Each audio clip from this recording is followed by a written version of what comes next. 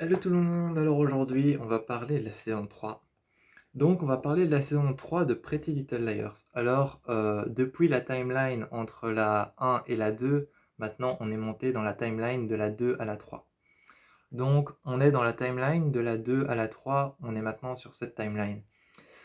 Qu'est-ce qui s'est passé depuis la 2? Donc depuis la 2, on a découvert les caractères des personnages secondaires. Donc maintenant dans la 3, on est vraiment entré dans le vif du sujet. On sait que les filles sont harcelées et persécutées par A. Et maintenant on sait que A a toutes les possibilités pour persécuter les filles par rapport aux points sensibles de leur vie. Donc c'est vraiment ça que va présenter la saison 3. La saison 3, en restant dans la timeline de la 1 jusqu'à la 2 et dans la timeline de la 2 jusqu'à la 3, la saison 3 va essayer de retourner vers la 2, prendre les sujets sensibles duquel je vous avais parlé, et c'est vraiment grâce à ces sujets sensibles que la 3 va pouvoir continuer la timeline et que A va se permettre d'envoyer des messages aux filles et que le monde de la persécution va commencer à augmenter. À ce moment-là, dans la saison 3, on découvre vraiment que les filles en ont marre. On découvre que les filles en ont plus que ras-le-bol, elles en ont marre, et elles commencent à mettre en place des plans pour pouvoir se rapprocher de A, même s'il est dangereux, et commencer à mener l'enquête sur est-ce que Allison est vraiment morte et qui est ce A. À ce moment-là, on découvre que les filles sont vraiment sur le point d'essayer de découvrir qui est A, et on découvre deux nouveaux personnages. On découvre donc Sissy Drake. Sissy Drake, elle reviendra dans les saisons suivantes. Sissy Drake, on la découvre dans la saison 3 et elle reviendra dans les saisons suivantes, vers la 6 et vers la 5. Et on découvre aussi Redcoat, l'Impair Rouge. On découvre l'Impair Rouge qui est un personnage principal de la série. Un personnage principal de la série. Donc on découvre Redcoat qui est l'Impair Rouge. Et on découvre Sissy Drake qui sera, elle, un peu plus exploitée dans la timeline de la 4 vers la 5. Donc de la 4 vers la 5, cette timeline expliquera un peu plus qui est Sissy Drake. Mais Sissy Drake fait sa première apparition dans l'épisode 7 de la saison 3. La saison 3 commence vraiment à aborder des sujets comme par exemple les filles qui retrouvent des morts, ou alors les filles qui se mettent en danger. Dans la saison 3, on commence vraiment à aborder ces thèmes et on voit vraiment que A est capable de beaucoup de choses pour arriver à ses fins. On découvre aussi, dans la saison 3, on découvre qu'il y a cet intérêt par rapport aux filles de vraiment découvrir qui est A. Donc les filles commencent à découvrir qui est A. Elles ont su que dans la saison 2, de la timeline de la 1 jusqu'à la 2, on a découvert que c'était Mona. Donc on a découvert que Mona était A. Entre la timeline de la 1 jusqu'à la 2, on a découvert que c'était Mona.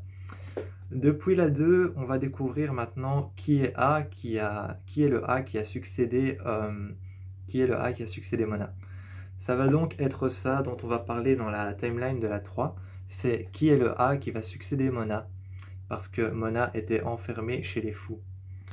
Donc maintenant on va surtout découvrir qui est Mona, parce que depuis qu'on a vu que c'était elle qui était A, et que c'était elle qui était à l'origine de la timeline de la saison 1 jusqu'à la saison 2, maintenant on va comprendre, on va découvrir un peu plus qui est Mona, qu'est-ce qu'elle veut, et pourquoi elle fait partie de l'histoire.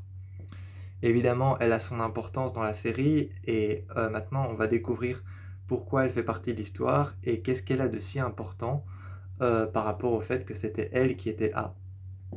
On va découvrir aussi que Toby devient actuellement, on découvre dans la saison 3 que Toby devient actuellement de plus en plus le petit ami actuel qui va rester jusqu'à la saison 7 et qui sera le petit ami actuel de Spencer.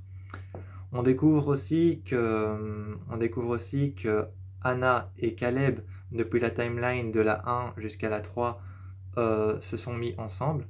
Donc on découvre que la timeline de la 1 jusqu'à la 2, de la 2 jusqu'à la 3, on découvre que cette timeline qui s'est faite en 2 ans, est vraiment ce qui a mis en place le couple Caleb-Anna. Et donc, cette timeline a mis en place le couple Caleb-Anna, excusez-moi. Donc, on va découvrir ça, et dans la saison 3, on découvre vraiment que la timeline du couple Caleb-Anna sera mise en place à partir de la saison 3, et on découvre vraiment que dans la saison 2, depuis la saison 2, il n'était en fait que dans le fait d'être copain et de commencer à penser peut-être à être amoureux. Donc dans la saison 3, on commence à découvrir des morts, on commence à découvrir des meurtres, et on commence à voir que les filles se rebellent contre A et essayent de découvrir qui a succédé à. Dans la saison 3, on découvre aussi que les familles s'imposent un peu plus dans la vie de leurs filles.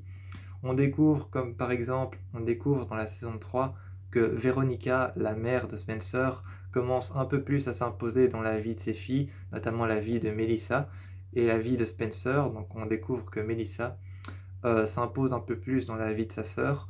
On découvre que Spencer s'impose un peu plus vers sa mère et que sa mère commence à découvrir un peu les secrets qu'elle cache, notamment le secret de A et le secret de l'ancien A qui était Mona.